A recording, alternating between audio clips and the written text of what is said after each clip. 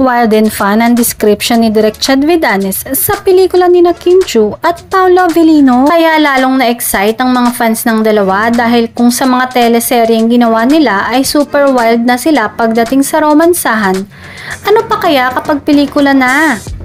Wild and fun dahil sa Magic of Love nga ang dapat asahan sa My Love Will Make You Disappear na isang romance comedy na ipoproduce ng ABS-CBN Star Cinema.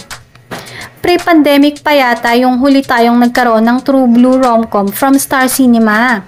Kaya ngayong taon, magiging part tayo nito. Nakaka-excite, sabi pa ni Direk Chad Vidanes.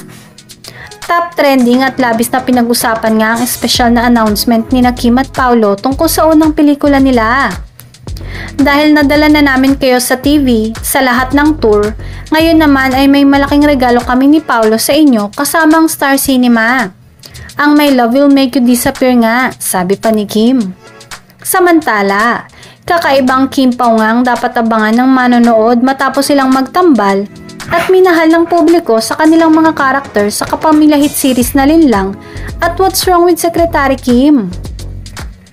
Ito rin ang nagsisilbing pagbabalik ni Kim at Paolo sa ABS-CBN Films pagkatapos ng 4 na taon. Ang pelikula ay base sa konsepto ni Prime Cruz at sinulat ni Patrick Valencia at Isabella Policarpio. Ngayon pa lang ay sinisiguro na agad ng mga fans na titiba sa takilya ang movie na ito. Dahil matagal nga nila itong inabangan at syempre, ngayon pa lang ay isang katutak na ang pagpaplano ng black screening para kina Kim at Paolo.